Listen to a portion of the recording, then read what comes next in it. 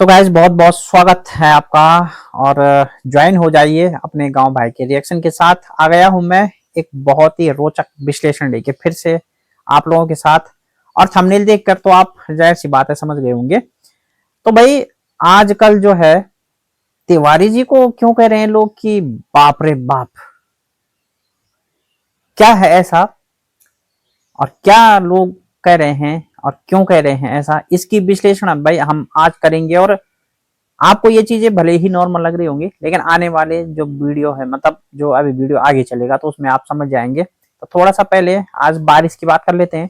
तो आज आप देख रहे होंगे कि थोड़ा सा हमने जो है एंगल बदल के हम वीडियो बना रहे हैं, यानी कि जो साइड है जिस साइड को मैं बैठता हूँ, तो आज मैं उस साइड को बैठा हूँ जहां से मेरा कैमरामैन रहता है, मतलब कि जहां से कैमरे से वीडियो बनती है उधर को कैमरा रहता है और मैं दूसरे साइड को रहता हूँ। तो आज जिधर को मैं रहता था बैठा हुआ उधर को कैमरा है और मैं इस साइड में बैठा हूँ। क्यों? क्योंकि भाई उधर से बारिश अंदर आ रही है, तो इसलिए मैं वहां पे बहुत मतलब कोशिश की, मैंने काफी देर तक वेट भी किया कि बारिश बंद हो तो उसके बाद वीडियो बनाई जाए। लेकिन चूंकि वहां से जो है हवा दक्षिण से उत्तर की तरफ चलती है, तो वहां से वो क्या हो रहा है कि हवा के साथ बहुत ज्यादा बारिश उड़ के अंदर आ रही है, जिसके कारण काफी ज्यादा भीग गए थे। मैं पहले भी भीग गया था और भीगने का खतरा है। तो मतलब भीगने से होता तो क्या है, पर थोड़ा सा क्या होता है कि कपड़े भीग जाते हैं बार बार, तो अच्छा नहीं लगता। बाकी तो आजकल की बरसात में जितना भीगो उतना सही है स्वास्थ्य के लिए, क्योंकि आजकल की बरसात भाई बिल्कुल भी हानिकारक नहीं होती, इसलिए आप लोगों को बिल्कुल भी परवाह नहीं करनी है।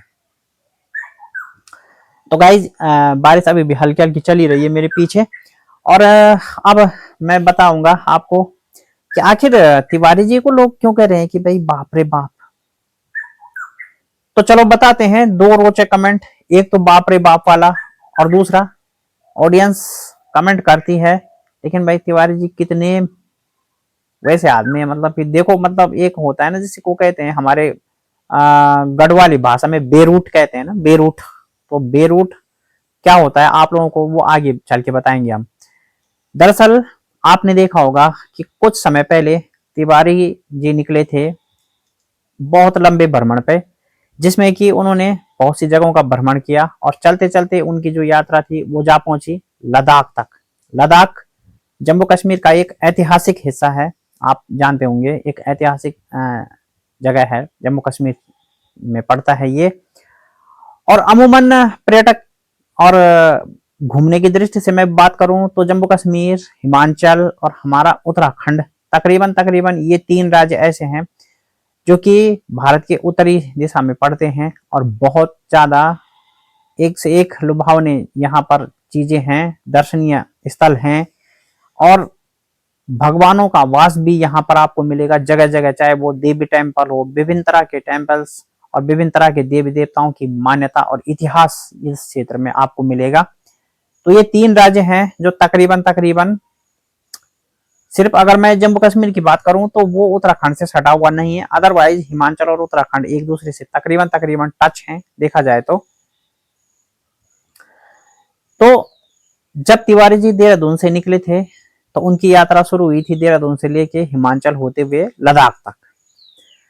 अब इस दौरान लोग उनको कमेंट कर रहे थे, क्योंकि जब सारे ब्लॉग पहले तो लोग देख रहे थे और लोगों ने शुरू से ब्लॉग ज्वाइन किया और बहुत से लोगों ने शुरू शुरू के ब्लॉग में कमेंट किए थे कि भाई आपके माध्यम से हमें भी लद्दाख और इन जगहों का भ्रमण करने को मिल रहा है। तो यकीनन ये भी बात बिल्कुल सही है, क्योंकि हम लोग क्या करते हैं ना कि जब हम कहीं भी, भाई कोई भी है वो घूमने जाता है कहीं भी, तो जाहिर सी बात है यार वो भी वैसे ही देखेगा जैसे वो कैमरे में देख रहा है। पर अपने जाने में ये बात होती है कि कैमरे में आपको पूरा वृतांत जो है 10 से 15 मिनट में बताया जाएगा, तो यानी कि किसी भी चीज की एक बहुत शॉर्ट शॉर्ट क्लिप है जिसमें विस्तार नहीं होता है। और जब आदमी खुद जाता है तो भले ही वो ब्लॉग में 15-20 मिनट का व्यू कैद करे, लेकिन वो जब चीजें वहां पे जाके देखता है तो उसका पूरा विस्तृत रूप देखता है, मतलब कि आसपास क्या है, पीछे खाना कैसा मिलता है, क्या होता है, पूरा सिस्टम वो देख के आता है। तो उसी को घूमना कहते हैं। अदरवाइज जहां तक दृश्य देखने की बात है तो दृश्य तो आपने, अगर आप फर्ज कीजिए कि आपने पानी की नदी है और आप उसको बहते हुए देख रहे हैं, तो अगर आपने 1 मिनट तक देख लिया है तो आप उसको चाहे 1 मिनट तक देखिए चाहे वो 2 दिन तक देखिए, वो तो यूं ही बहती जाएगी, है ना। तो उसमें कोई विशेष परिवर्तन वाला चीज ऐसा नहीं है कि भाई 1 मिनट में देख के आपका दिल नहीं भरा तो आप 2 दिन तक देखोगे, ऐसी वाली चीजें नहीं होती है। लेकिन जैसे मान ले जाए कैमरे में भाई हमने 1 मिनट दिखाया और आप देखना चाहते हैं पूरा उधर आसपास का, और मैंने कैमरा पीछे नहीं घुमाया, आगे नहीं घुमाया, तो इस चीजों में फर्क आ जाता है। तो लोगों ने शुरू शुरू में ऐसे भी कमेंट किया कि आपके माध्यम से हम भी लद्दाख घूम गए, आपके माध्यम से भाई हमें भी ऐसे ऐसी जगहों के दर्शन मिल रहे हैं, तो बहुत अच्छा लग रहा है। और जब तिवारी जी की यात्रा जो है वो पूरी हुई और तिवारी जी फाइनली अपने घर वापस देहरादून आ गए थे, तब लोगों ने एक चीज पूछनी शुरू की। और लोगों ने क्या पूछना शुरू किया कि लोगों ने पूछा कि सिस्टर आप तो जो है अपनी लंबी यात्रा से घर आ गई हो, लेकिन आप लोग थोड़ा सा ये बताइए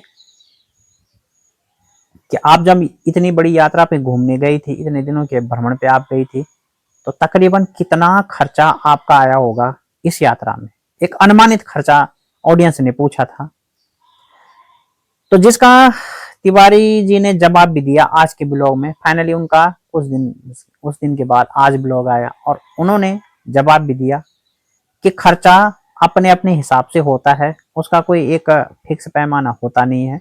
तो चलो ये बात तो सही है कि खर्चा अपने अपने हिसाब से होता है, पैमाना ऐसा नहीं है कि मैं मार्केट गया और मेरा 2,000 रुपये खर्च हुआ तो आप भी मार्केट गए तो आपके भी 2,000 रुपये होंगे। ये चीजें तो फिक्स नहीं है भाई, हो सकता है आपके 500 हो जाए, हो सकता है आपके 1,000, हो सकता है आपके 5,000 हो जाए।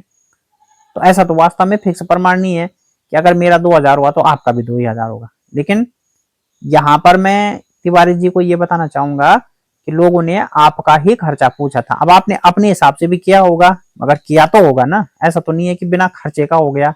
हाँ, ये बात अलग है गाइज, मैं आपको बता रहा हूं कि ये बात अलग है कि तिवारी जी का भले ही खर्चा कितना भी हुआ होगा, लेकिन फिर भी तिवारी जी ने जो है उनका खर्चा बहुत कम किया है, और बहुत ही कम किया है। क्यों? आप लोग कुछ तो समझदार होंगे, शायद समझ गए होंगे, लेकिन जो लोग नहीं समझे होंगे उनको मैं बता दूं कि तिवारी जी जैसे क्रिएटर जब कहीं घूमने जाते हैं और वहां की वो हर एक मोमेंट को अपने कैमरे में कैद करती हैं, तो क्या होता है, कंटेंट बनता है। और कंटेंट बनता है जब लंबा आप लोगों के लिए, तो क्या होता है कि जब कोई भ्रमण क्लिप होती है ना, मतलब भ्रमण टूर, जो टूर होता है इधर उधर, उसकी वीडियो कोई क्रिएटर बनाता है तो वो बड़ी बनती है, और वीडियो जितनी बड़ी बनती है क्रिएटर को उतनी अच्छी रेवेन्यू का अर्निंग होता है।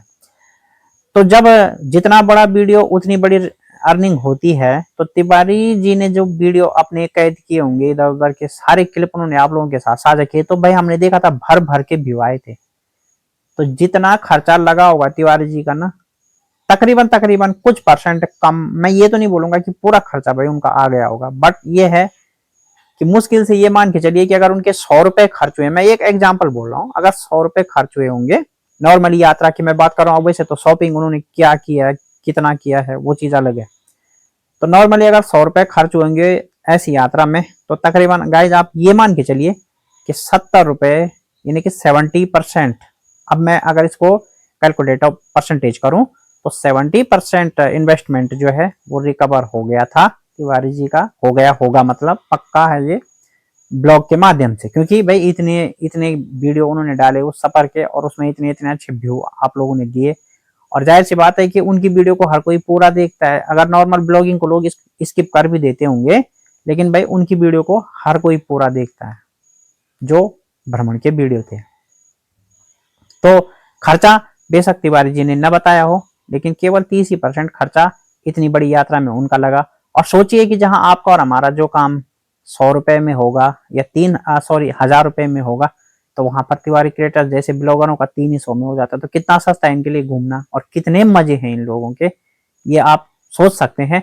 और जो जवाब आपको तिवारी जी ने नहीं दिया, वो जवाब आपको मेरे वीडियो से मिल गया होगा। तो आई होप समझ गए होंगे आप लोग।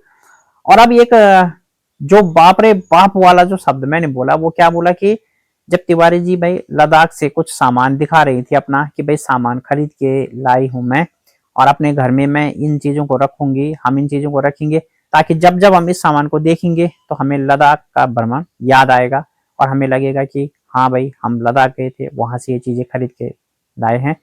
तो हाँ, सोच अच्छी है तिवारी जी, लेकिन उसमें मेरा ये भी मानना है कि लद्दाख का भ्रमण आपको याद तो रहेगा, पर अभी जिंदगी बहुत बड़ी है। ऐसा भी तो हो सकता है कि आपका लद्दाख का भ्रमण अगले साल फिर हो जाए, 2 साल बाद हो जाए, 3 साल बाद हो जाए, है ना।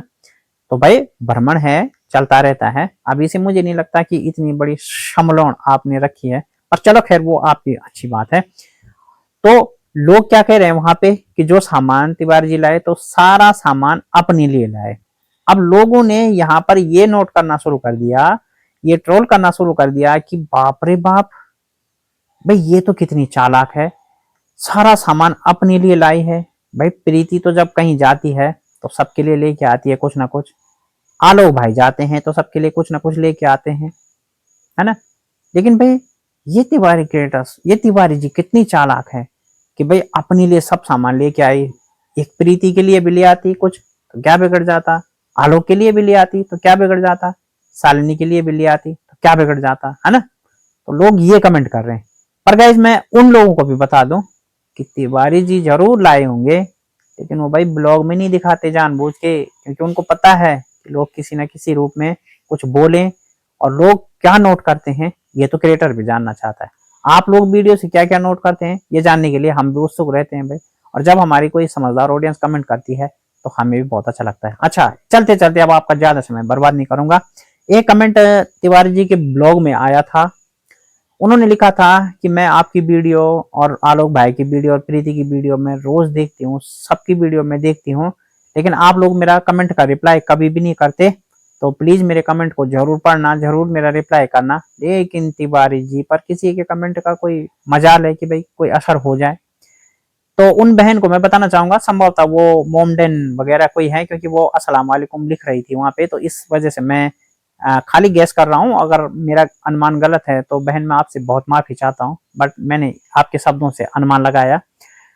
तो बहन मैं आपको बता दूं कि आपने तो केवल ये कमेंट किया था वहां पे कि मैं आपकी वीडियो देखती हूँ और रोज आपकी वीडियो देखती हूँ, प्लीज मतलब मेरे कमेंट का भी रिप्लाई करना। अरे एक ने तो इतना भी लिखा था कि मुझे गले का कैंसर हो गया है, शायद मैं मेरा ये लास्ट होगा, मैं बच नहीं पाऊंगा, डॉक्टर ने ये बोल दिया वो बोल दिया। तो तिवारी जी ने तो भाई उनके कमेंट का भी जवाब नहीं दिया। आप कौन सी बड़ी चीज हो, आपका क्या है, आप तो ब्लॉग देखती हो, ब्लॉग तो लाखों लोग देखते हैं, लाखों कमेंट भी करते हैं। तो जब तिवारी जी ने ऐसे लोगों का जवाब नहीं दिया तो आपका जवाब आएगा। इस गलत फहमी में तो मत ही रहना बहन। और जितनी जल्दी हो सके कमेंट करना भी भाई, सोच लीजिए आपके आपने करना है कि नहीं करना है। अगर इस दृष्टि से करना है कि रिप्लाई आएगा तो आपकी मेहनत शायद व्यर्थ जाएगी, क्योंकि हम लोग रिएक्शन बनाते हैं, कई बार निवेदन भी करते हैं, कई बार कमेंट सेक्शन में भी किया है, आज तक तो कुछ नहीं हुआ। अब कैसे हो जाएगा, परंपरागत चीजें हैं, जैसे चलती आई हैं वैसे ही चलेंगी आगे भी। तो गाइज आपका क्या मानना है, क्यों बोल रहे हैं लोग तिवारी जी को बाप रे बाप, क्या लोगों का ये बोलना सही है?